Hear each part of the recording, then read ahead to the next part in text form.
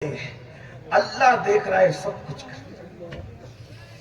قرآن کہہ رہا ہے وما قدر اللہ حق قدری، تم لوگوں نے اپنے اللہ کی وہ قدر کی نہیں جیسے قدر کرنے کا حق. مسلمانوں کو پھر مسلمان بننے کی ضرورت ہے. یہ شہادت گہے الفت میں قدم رکھنا ہے کہ اس کا کفن بھی میلا نہیں ہوتا، زمین میلی نہیں ہوتی، سمن میلا نہیں ہوتا، محمد کے غلاموں کا کفن میلا نہیں ہوتا. تمہارا آخرت پر یقین پختہ ہو، اور آخرت پر یقین ان قبروں پر آنے سے پختہ ہوتا ہے، مزارات پر آنے سے پختہ ہوتا ہے. مگر ہاں افسوس، میری قوم نے مزارات پر آ کر کے، عرصوں میں آ کر کے یہ آخرت کی تیاری کا درس کیا لیتے ہیں، یہ آخرت کی تیاری کا سبق کیا حاصل کرتے ہیں. اب تو معاذ اللہ لوگوں نے مزارات اولیاء کو ناچ گانوں کا مرکز بنایا ہے. اللہ اکبر، وہ کون سا طوفان بدتمیزی ہے جو اللہ والوں کے آستانے پر نہیں کیا جاتا. آپ سے اتنا عرض کرنا چاہتا ہوں، کوئی کرے، عالم کرے، جاہل کرے، ان پڑھ جاہل تو حضور کی امتی کو نہیں کہتا اس معنی میں، لیکن یہ ان عالم کرے، ان پڑھ کرے، کوئی کرے. صحیح صاحب، استقبال آپ کا. ہمارے حضرت علامہ مفتی سید صابر علی صاحب جی ہمارے بھائی ماشاءاللہ وہ تشریف لائے ہیں. بڑے مخلص عالم دین ہیں اور اندور کی سرزمین اور قرب و جوار میں بڑا عظیم کارنامہ انجام دے رہے ہیں. دعا کریں اللہ ان سب علماء کی انجمن کو سلامت رکھے، اور اللہ تبارک و تعالی ہم سے اور ہم سب سے اسی طرح دین کا، سنیت کا، مذہب و مسلک کا کام لیتا رہے. ہم سب فکر رضا کی روشنی میں اپنے نبی کی محبت اور ان کے عشق کے پیغام کو عام کرتے رہیں. درود شریف پڑھنے سب ایک بار میں آگے بڑھتا ہوں. اللہم محمد صلی اللہ علیہ وسلم، نحن عباد محمد صلی اللہ علیہ وسلم وعلی ذوی و آلہ ابد الدہور وکرما، صلاۃ و سلام علیک یا جد الحسن والحسین. تو ہم لوگوں نے پھر اس کو معاذ اللہ خرافات اور ناچ گانوں اور گندگی کا جو ہے ایک آماج گاہ بنا دیا. دیکھیں، گناہ کوئی کرے، برائی کوئی کرے، میں کھل کے بات کرتا ہوں، اگر آپ برا نہیں مانے تو اگر برائی نبی کا بیٹا بھی کرے تو اللہ تعالیٰ اس کو بھی اس کی سزا دیتا ہے. یہ بات یاد رکھیے گا، کیونکہ ہم قرآن اور حدیث کے ماننے والے ہیں، اس لیے ہم لوگ بات کھل کے کرتے ہیں. اگر اب آپ غور کیجئے، آپ کتنے بڑے سیٹ ہیں، گاؤں کے چودھری ہیں، آپ نسب میں کتنے اعلیٰ ہیں، علم میں کتنے اعلیٰ ہیں. اگر آپ خرافات اور بدعات کریں گے، یعنی بدعات کا مطلب وہ کہ جس چیز کو رسول اللہ مٹانے کے لیے آئے تھے آپ اس چیز کو زندہ کریں گے تو گویا آپ کلمہ پڑھنے کے بعد اللہ کے رسول کے مقابلے میں کھڑے ہو رہے ہیں. ان علماء سے پوچھئے، بدعات کی تعریف بہت کی گئی، لیکن اگر ساری بدعات کی تعریفات کو اکٹھا کیا جائے تو ایک جملے میں بدعت کی تعریف یہ ہے کہ جس چیز کو رسول اللہ مٹانے کے لیے آئے تھے اس چیز کو اگر آپ پرموٹ کر رہے ہیں تو اس کو بدعت کہتے ہیں.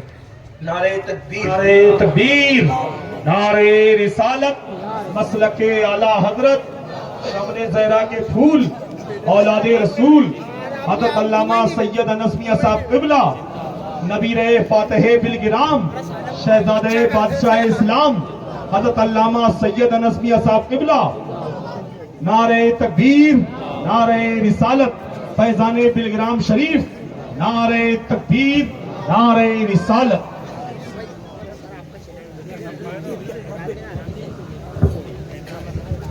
بیٹھ جائیے ماشاءاللہ. پیر طریقت رہبر راہ شریعت حضرت شہزادہ بادشاہ اسلام حضرت علامہ سید انس میاں صاحب خانقاہ عالیہ قادریہ چشتیہ صوغریہ بڑی سرکار بالگرام شریف کی آمد ہو چکی ہے. ماشاءاللہ اپنے ماتھے کی نگاہوں سے آپ دیدار کریں.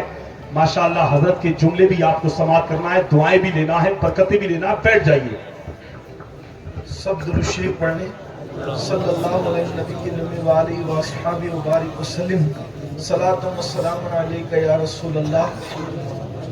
میں نے آپ سے ذکر کیا تھا جن دو شخصیات کا، اس میں سے ایک شخصیت ہمارے مخدوم زادے حضرت علامہ سید انس میاں صاحب کی بڑا قادری رضاکی واسطی بالگرامی وہ تشریف لائے ہیں. یہ بالگرام شریف یو پی میں ایک علاقہ ہے اور وہاں بہت بڑے بزرگ رہتے ہیں. حضرت میر سید محمد دعوت الصغرا، یہ خواجہ قطب الدین بختیار کاکی کے مرید اور خلیفہ ہیں، اور یہ بابا فرید کے پیر بھائی ہیں، اور اسی بلگرام شریف کی جو اولاد ہے وہ مہریرہ شریف میں آباد ہیں، جنہوں نے مولانا احمد رضا کو اعلیٰ حضرت بنایا، جنہوں نے مولوی عبد المجید کو اللہ اکبر سیف اللہ المسلول بنایا، مولوی عبد القادر بدایونی کو اللہ اکبر تاج الفہول بنایا۔ یعنی آپ اندازہ کریں جس خانقاہ نے مصطفیٰ رضا آل رحمہ کو مفتی اعظم بنایا، مولوی حامد رضا کو حجت الاسلام بنایا، وہ کون ہے؟ مہریرہ ہے، اور وہ مہریرہ کس کی اولاد ہیں؟ میر سید محمد دعوت الصغرا، یہ فاتح بلگرام ان کو کہتے ہیں، انہی کی اولاد میں سے یہ ہے۔ کیا بات ہے، سبحان اللہ۔ اور ان کے والد بزرگوار، جن کے بارے میں ہم بغیر کسی تردد کے کہہ سکتے ہیں کہ اگر اللہ والے کو دیکھنا ہے اس دور میں، جو اللہ والے چند اللہ والوں کو دیکھنا ہے تو ان لوگوں کی شکل کو دیکھو۔ ان کے والد بزرگوار شکل میں، صورت میں، تقوی میں، پرہیزگاری میں اپنے اسلاف کے جانشین ہیں۔ یہ کوئی بات نہ تعارف کے لیے، نہ تعریف کے لیے، نہ کوئی چاپلوسی کے لیے، اور آپ مجھ سے اس کی توقع بھی نہیں رکھتے، اس لیے کہ پورے ہندوستان میں ہم بدنام لوگ ہیں کہ ہم لوگ جلدی کسی کو مانتے نہیں ہیں، لیکن یاد رکھیے جو ماننے والے، ماننے کے لائق جو لوگ ہیں انہی کو مانتے ہیں، ورنہ ناظموں کی ڈیوٹی ہماری نہیں ہے۔ ہم جھوٹ بول کر اپنی آخرت مائک پر خراب نہیں کرنا چاہتے، بلکہ ہم تو ایسا کہتے ہیں، آن مائک کہتے ہیں، بیچارے ناظم کو جو 25,000 کا نذرانہ ملتا ہے وہ زیادہ تر جھوٹ بولنے کا ہی ملتا ہے، لیکن ہمارا ناظم ایسا نہیں ہے آج کا، مگر عام طور پہ ایسا ہوتا ہے۔ ناظم نام ہے، بس یہ ہے کہ اللہ پاک خیر فرمائے۔ ان کے والد صاحب کے لیے میں کہہ رہا تھا، اللہ اکبر، اللہ تعالیٰ حضور بادشاہ اسلام حضور بادشاہ میاں صاحب قبلہ کو عمر نو عطا فرمائے، ہمارے مرشد حضور سیدی امین میاں صاحب قبلہ مقدس اللہ العالی، جن کو روحانیت کے معاملے میں اعتماد کی نگاہ سے دیکھتے ہیں، حضور سرکار رفیق ملت جن کو روحانیت کے معاملے، یہ سب بھائی لوگ ہیں آپس میں رشتے میں، اور بڑا پیار ہے، محبت ہے، ہم نے اپنی آنکھوں سے دیکھا ہے۔ بہرحال ان کے چچا، جن کے لیے حضور تاج الشریعہ رحمۃ اللہ علیہ نے فرمایا تھا کہ میں نے اپنے مریدوں کو اویس میاں کے حوالے کیا، ان کے چچا ہیں، یہ وہ خاندان ہے، آج آپ ان کی زیارت کر رہے ہیں، ان کا بیان بھی آپ سنیں گے۔ میں اب بات کو مختصر کرتا ہوں، درود شریف پڑھنے آپ لوگ۔ رب صلی وسلم دائما ابدا علی حبیبک خیر الخلق کلہم صلاۃ و سلام علیک یا رسول اللہ صلی اللہ تعالی علیہ وسلم۔ یہ جو بات میں نے کہی ہے حضور اویس میاں صاحب کے بارے میں نے ایک آڈیو کلپ میں میں نے خود سنی تھی اس کو، یعنی میں نے کسی کی زبان ہی نہیں سنا، بلکہ میں نے اس کلپ کو میں نے خود سنا، وہ نیٹ پر موجود ہے۔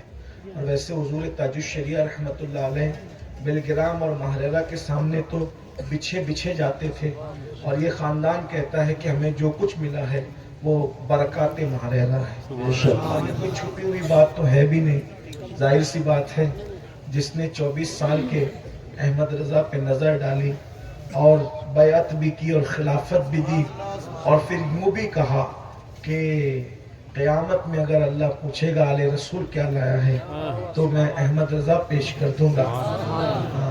تو پھر ان کے پوتے، اور وہ بھی بہت بڑے بزرگ تھے، قطب تھے، مقام قطبیت پر فائز تھے، 7 سال کی عمر سے جو ریاضت کر رہے تھے، جن کا عرس کل گزرا، سید ابو الحسین احمد نوری، انہوں نے کہا دادا جان آپ اتنے مجاہدات کرواتے اور اس جوان کو آپ نے آتے ہی نواز دیا، اور فرمایا بیٹا لوگ گندے دل لے کر آتے ہیں تو میں یہاں مجاہدات کروا کر کے صاف کرتا ہوں، لیکن یہ صاف دل لے کر آیا تھا، اس کو صرف نسبت کی ضرورت تھی۔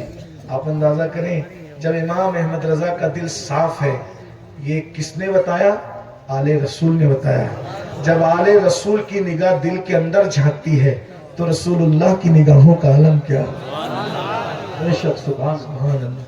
درود شریف پڑھے، اللہم صلی وسلم وبارک علی سیدنا ومولانا محمد مادن الجود والکرم وآلہ وصحبہ صلاۃ وسلام علیک یا رسول اللہ صلی اللہ تعالی علیہ وسلم۔ تو میں عرض یہ کر رہا تھا کہ آپ خرافات اور بدعات، بدعت کس کو کہتے ہیں؟ اگر مختصر میں بدعت کی تعریف علماء میری تائید کریں گے، کوئی میں نئی بات نہیں کر رہا ہوں، جس بدعت کی مخالفت اللہ کے رسول نے کی ہے، کل بدعت دلالہ، اللہ کے رسول علیہ السلام نے کہ ساری بدعت جو ہے وہ گمراہی ہے، ٹھیک ہے؟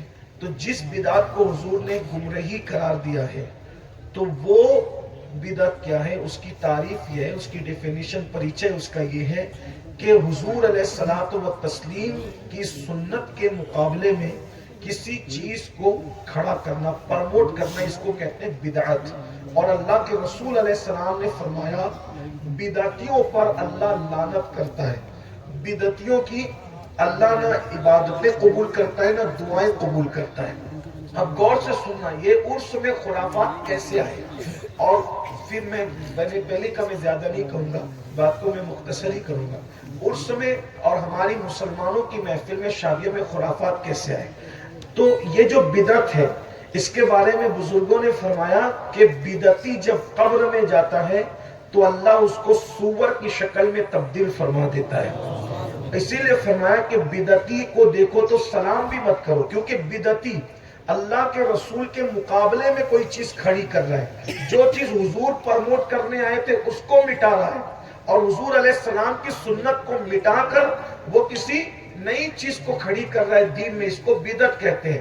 یہاں کچھ مولویوں نے بھی بدعت کو سمجھنے میں، جو بدعت جہنم میں لے جانے والی ہے، اس کو سمجھنے میں ان کو ٹھوکر لگی ہے۔ اس کی وجہ یہ ہے کہ وہ علم تو لے لیا لیکن باب مدینۃ العلم سے ان کا رشتہ نہیں رہ گیا، اس لیے وہ بیچارے جو ہے وہ گمراہ ہو گئے۔ تو انہوں نے کیا کہا، جب ہر بدعت گمراہی ہے تو پھر میلاد النبی بھی بدعت ہے معاذ اللہ، پھر اس کے بعد جو ہے وہ حضور کی نعت بھی بدعت ہے، اور اس پر بھی وہ جہنم تقسیم کرنے لگے۔ لیکن یاد رکھیے بدعت جو جہنم میں لے جائے گی، سنت کے مقابلے میں کوئی نیا کام ایجاد کرنا، سنت کو مٹانے کے لیے، اس کو بدعت کہتے ہیں۔ اب میں آپ سے پوچھنا چاہتا ہوں، بدعتی کو سلام کرنے سے حضور نے منع فرمایا، بلکہ بدعتی کی اللہ اکبر نماز جنازہ پڑھنے سے منع فرمایا، بدعتی کے لیے کہا کہ وہ قبر میں سور بنے گا، بدعتی کے لیے ارشاد فرمایا کہ وہ جہنم میں جائے گا، وہ گمراہ ہے۔ اللہ اکبر۔ اب آپ غور فرمائیں، اللہ اس پہ لعنت کرتا ہے، فرشتوں کی اس پہ لعنت ہے، کس پر؟ بدعتی پر۔ اب ہمارے یہاں صدیوں سے عرس منایا جا رہا تھا، اس میں قرآن پڑھا جا رہا تھا، اس میں نعت پڑھی جا رہی تھی، اس میں درود پڑھا جا رہا تھا، اس میں جو ہے وہ نیک کام کیے جا رہے تھے۔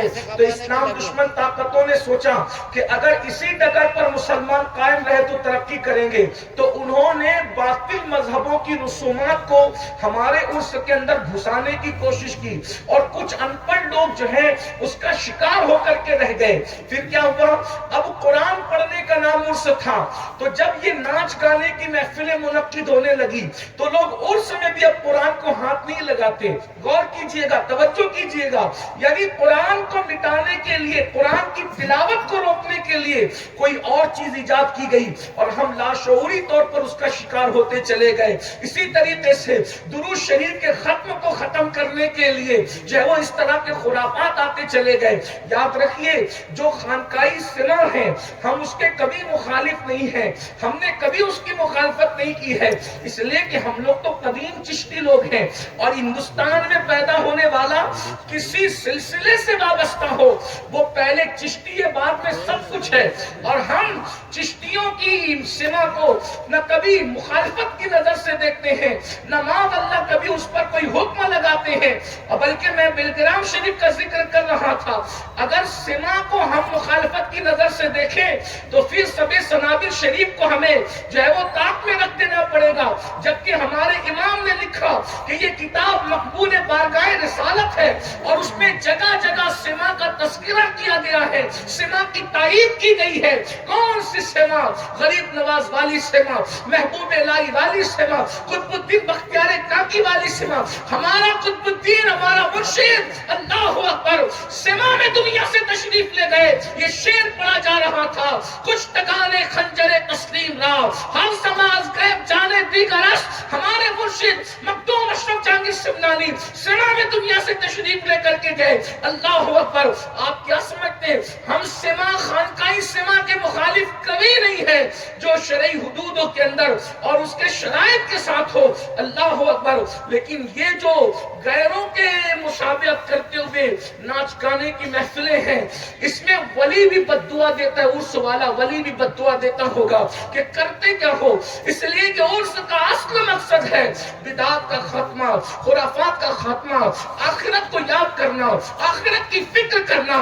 ہمیں یقین ہو ہم مسلمان ہیں, آخرت کتنی عظیم چیز ہے. مومن کی قبر جنت کے باغوں میں سے باغ ہے. اللہ اکبر. یہ 2 گز زمین کا ٹکڑا نہیں ہے صرف, یہ نظروں کا دھوکہ ہے. اس کے اندر تو کائنات آباد ہے.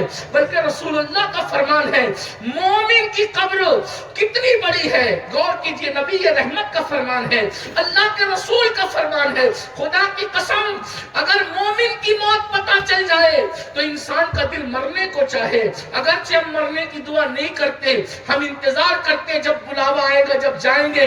اس لیے کہ یہ دنیا کیا ہے اور قبر کیا ہے, لیکن مومن کی قبر منافق کی نہیں, کافر کی نہیں, اللہ کے باغی کی نہیں, اللہ رسول کے وفاداروں کی قبر کیا ہے. آقا ارشاد فرماتے ہیں وہ جنت کے باغوں میں سے باغ ہے. کتنی بڑی ہے قبر, کتنی بڑی ہے, کتنی بڑی. آقا فرماتے ہیں تمہاری دنیا کے سامنے ماں کا پیٹ کتنا چھوٹا ہے, مومن کی قبر کے سامنے دنیا اتنی چھوٹی ہے. غور کیجئے, جب دنیا اتنی چھوٹی ہے یعنی دنیا ماں کے پیٹ کی طرح اور قبر دنیا کی طرح, تو ذرا غور کیجئے اتنی بڑی دنیا جب قبر کی وسعت کے سامنے ماں کے چھوٹے سے پیٹ کی طرح نظر آئے تو قبر کتنی وسیع ہوگی. مومن کی قبر, اس میں نہریں بھی جاری ہے, اس میں باغات بھی ہیں, اس میں جو ہے وہ ایک دوسرے سے ملاقات بھی ہے. قبر میں جس سے چاہو ملاقات کرو. امام سیوطی تو یہاں تک حدیث لکھتے ہیں یہ قبروں میں تو ایسے ملاقات کا سلسلہ جاری رہتا ہے کہ اللہ اکبر, رشتہ دار ایک دوسرے سے آ کر یہاں تک بات کرتے ہیں, ارے وہ فلاں کے بیٹی کا رشتہ ہوا کہ نہیں ہوئی, وہ فلاں کے بیٹے کی شادی ہوئی کہ نہیں ہوئی. یہ قبر ہے, قبر. اللہ اکبر. اندازہ فرمائے تو مومن کی قبر بڑی عظیم ہے. پھر اس میں رسول اللہ کا دیدار ہے, اپنے مرشدوں کا دیدار ہے. ذرا غور کیجئے تو وہ قبر ہے لیکن کس کی, مومن کی, مومن کامل کی. تو یہ ساری چیزیں یاد دلانے کے لیے یقین, اور آج کل مسلمانوں کو یقین نہیں ہے الا ماشاءاللہ آخرت پر. آخرت کی باتیں تو کرتے ہیں مگر آخرت پر یقین نہیں ہے. جس قوم نے زبان سے آخرت کا اقرار کیا اور آخرت پر یقین نہیں کیا وہ قوم کبھی سدھر نہیں سکتی, وہ معاشرہ کبھی سدھر نہیں سکتا. اور جس کی زندگی میں آخرت پر یقین ہوگا اس کی زندگی بہت سلجھی ہوئی ہوگی, اس کی زندگی کے اندر جو ہے بہت احتیاط ہوگی. اس لیے کہ جب آخرت پر یقین پختہ ہو جائے کہ مجھے مرنا ہے اور مر کر مٹی میں نہیں ملنا ہے بلکہ مر کے قبر میں رہنا ہے, صدیوں اس میں سونا ہے, یا تو ثواب اٹھاؤں گا یا تو عذاب بھگتنا ہے, تو انسان بہت محتاط ہو جاتا ہے. مکے کے لوگوں کو اللہ کے رسول علیہ السلام نے 23 سال تک یہی تو سمجھایا, 2 باتیں سمجھائی. مکی صورتوں میں 2 چیزیں ہیں بنیادی طور پر, ایک اللہ پر یقین, ایک آخرت پر یقین. اللہ اکبر. لیکن آج ہم دیکھ رہے ہیں مسلمانوں کی اکثریت نہ اللہ پر ویسا یقین ہے نہ آخرت پر ویسا یقین ہے. آئیے اسی لیے ہم بگڑے ہوئے ہیں, ہمارا معاشرہ بگڑا ہوا ہے. اگر کوئی دودھ میں پانی ملا رہا ہے 2 چیزیں ہیں, اللہ پر ویسا یقین نہیں, آخرت پر ویسا یقین نہیں. اگر کوئی زنا کے اڈے پہ جا رہا ہے اللہ پر ویسا یقین نہیں, آخرت پر ویسا یقین نہیں. اگر کوئی شراب کے اڈے پہ جا رہا ہے اللہ پر ویسا یقین نہیں, آخرت پر ویسا یقین نہیں. آپ کہیں گے وہ کیوں؟ میں نے کہا اللہ کے بندو, اگر اللہ پہ یقین ہوتا تو مجھے بتاؤ. پولیس دیکھ رہا ہے تو ہیلمٹ کے بغیر گاڑی نہیں چلاتے, اللہ دیکھ رہا ہے. زنا کیسے کرتے ہو اللہ دیکھ رہا ہے, شراب کیسے پیتے ہو اللہ دیکھ رہا ہے, جمعے کے اڈے پہ کیسے جاتے ہو اللہ دیکھ رہا ہے, تاش کے پتے کیسے کھیلتے ہو اللہ دیکھ رہا ہے, جھوٹ کیسے بولتے ہو. پولیس دیکھ رہا ہے تو ہیلمٹ کے بغیر گاڑی نہیں چل رہی ہے, پولیس دیکھ رہا ہے تو موبائل پر کار چلاتے ہوئے بات نہیں ہو رہی ہے, اور اللہ دیکھ رہا ہے اور سارے جرائم کر رہے ہو. پتہ کیا چلا؟ جو یقین ہونا چاہیے اللہ پر وہ یقین دلوں سے اٹھتا جا رہا باتیں عرض کرنے لگا ہوں. اللہ اکبر. اللہ پر اور آخرت پر جب یقین ہو جائے تو کیفیت کیا ہوتی ہے. روایتوں میں آتا ہے ایک جوان تھا, وہ جوان بڑا نیک تھا, متقی تھا, پرہیزگار تھا, عبادت گزار تھا. اللہ اکبر.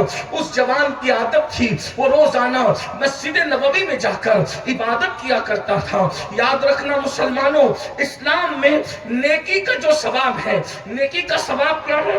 اللہ اکبر. جب ہم نیک کام کرتے ہیں تو اللہ ثواب عطا کرتا ہے. غور کیجئے گا. توجہ ہے آپ کی میری طرف؟ سب کی توجہ ہے؟ اگر سردی نہیں لگے تو ہاتھ کا اشارہ کر کے بتا دے سب کی توجہ ہے. ماشاءاللہ. اب توجہ اس طرف رکھیں, آنے جانے والے پر غور نہیں کریں, آپ لوگ توجہ فرمائیں. ایک جوان مسجد نبی میں عبادت کے لیے آتا جاتا تھا. بڑا خوبصورت تھا, بڑا حسین تھا, بڑا جمیل تھا. یاد رکھیے نیکی کی اسلام میں جو اہمیت ہے اس سے زیادہ گناہ سے بچنے کی اہمیت ہے. وہ جوان آتا ہے جاتا ہے, آتا ہے جاتا ہے. ایک لڑکی اس کو دیکھتی ہے اور دیکھنے کے بعد اس کی خوبصورتی پر اس کا دل آ جاتا ہے. اور وہ کون سا دور تھا؟ خیر القرون تھا. اللہ اکبر. سیدنا فاروق اعظم کا دور خلافت تھا, لیکن پھر بھی بگاڑ تو پیدا ہو ہی چکا تھا. اللہ اکبر. کب بگاڑ پیدا ہوا؟ اللہ اللہ. غور فرمائیں, دور تابعین شروع ہوا ہے اور لوگوں کے اندر جو ہے پھر بگاڑ کی صورت بھی شروع ہو چکی تھی. اللہ اکبر. اس جوان کو دیکھا, اس کے حسن کو دیکھا, اس کی خوبصورتی کو دیکھا اور دیکھنے کے بعد اس پر شیدائی ہو گئی.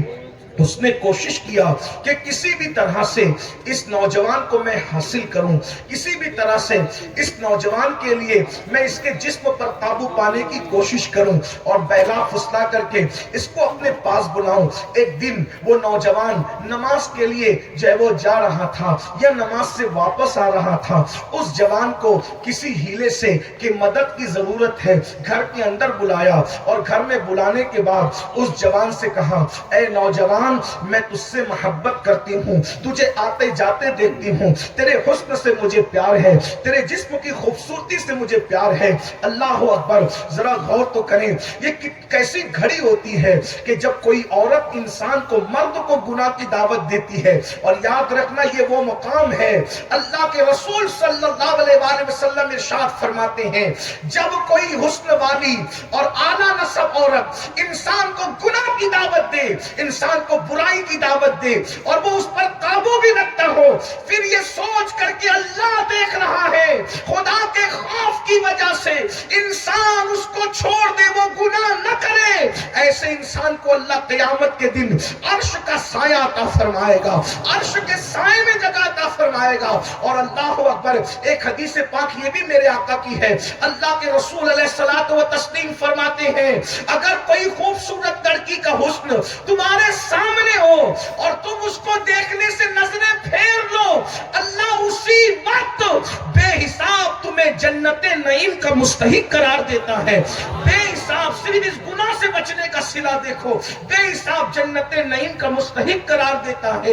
اللہ اکبر. تو اس لڑکی نے گناہ کی دعوت دی اور دعوت دینے کے بعد اس جوان سے کہا مجھے اپنے جسم سے لذت اٹھانے دو. وہ نوجوان نے جیسی گناہ کا سننے کے بعد لرز گیا, کیونکہ آخرت پر اور اللہ پر جب یقین ہو کہ اللہ دیکھ رہا.